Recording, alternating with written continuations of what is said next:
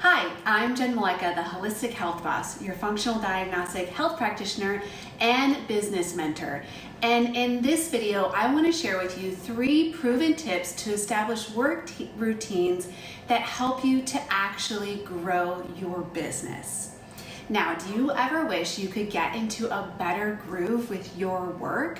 One that generates more productivity and progress in your actual health business, and one that allows your creativity to actually flow, or that gives you more time to take care of yourself? I know that I've been in that place too. Over the years, sometimes I have felt in flow with my business and other times I don't. Sometimes it's easier and sometimes it's harder. When it's hard, I have learned that it means something needs to shift in my work routine. In the beginning, it was because I didn't have enough structure or routine. I would sit down to work and instantly procrastinate by doing the laundry, washing the dishes, surfing the internet, or responding to personal email. Beneath the surface, I was 100% self-sabotaging by distracting myself with meaningless tasks to avoid putting myself out there because I doubted my ability to help people or have the impact on the world that I wanted to have. As a solopreneur, it's easy to escape work and accountability when you're the only person that you have to answer to. And at the same time, that solopreneur voice inside your head is the toughest critic when you aren't getting shit done. Your work routines are vital to getting your health business going or growing. I quickly figured out that my all too flexible work routine wasn't helping me get anywhere with my business, and the negative self-talk as a result was only stalling me even more. Now, I see this a lot in other functional health practitioners as well, whether they are beginners, novices, or even well established in their business.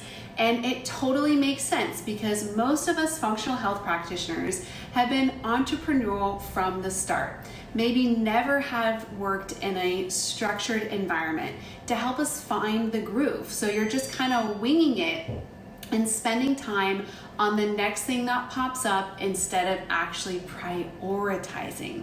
So that's why in this video, I want to share with you 3 proven tips that I have to help you establish work routines that work to help your business grow and for you to take better care of yourself. And these are actually tactics that I use in my own business too.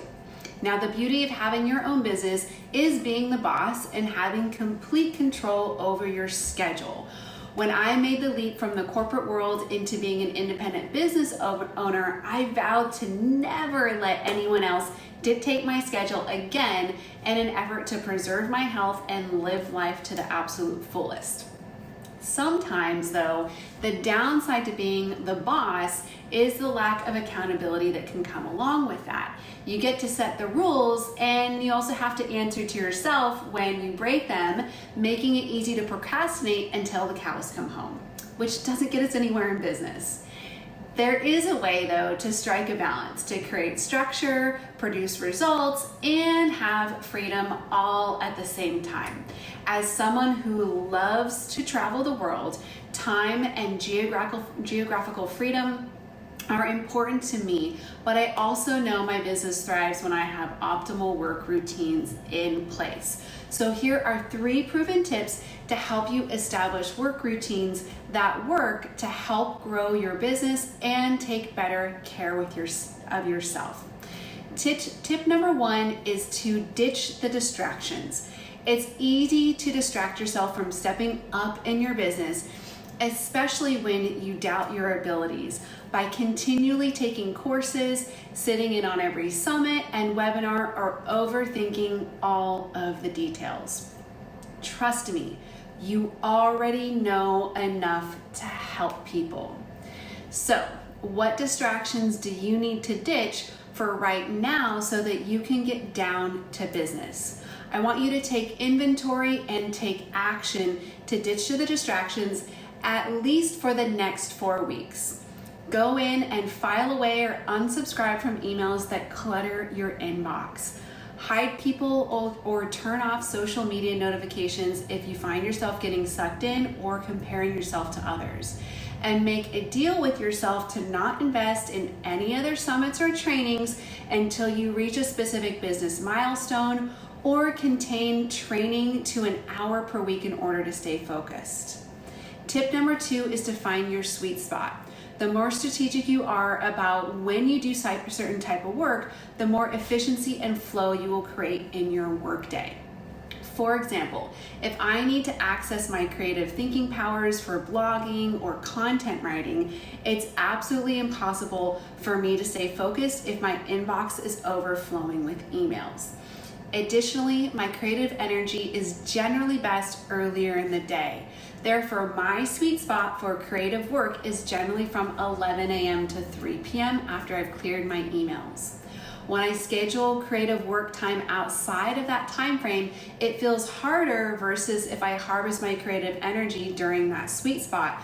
The content flows easily and I can knock out a blog in no time.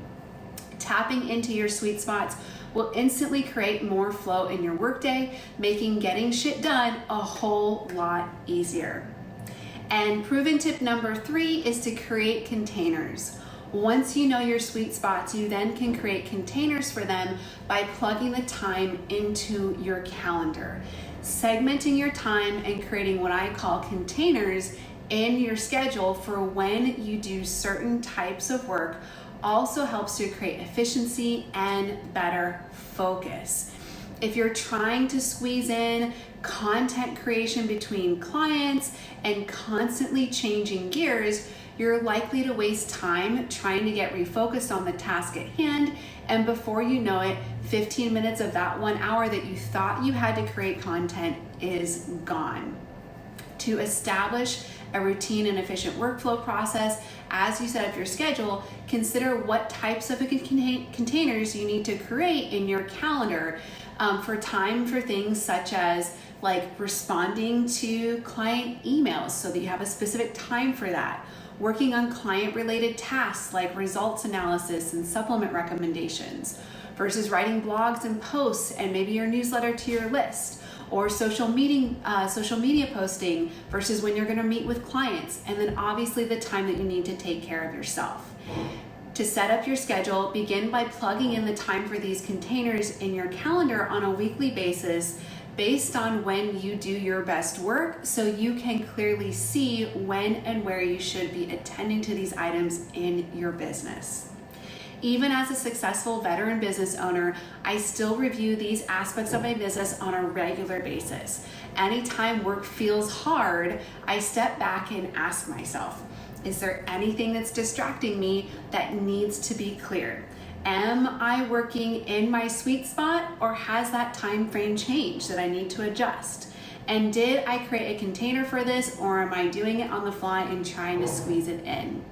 Now, your routine might look similar or different from mine, similar to how diets work for different people. What really matters is finding the routine that works for you. I hope you'll use these tips as tools to create a work routine that nurtures your productivity, being able to help hundreds of people heal, and your personal health all at the same time. And if you'd love to get more guidance on how to create a wildly successful health business, then I would love to invite you to explore my Practitioner's Business Essentials or Practitioner's Business Management System by going to my website, wholistichealthboss.com, and clicking on the Biz Mentoring tab up at the top. All right, I hope you found this video incredibly insightful, and that's it. I'll see you in the next video.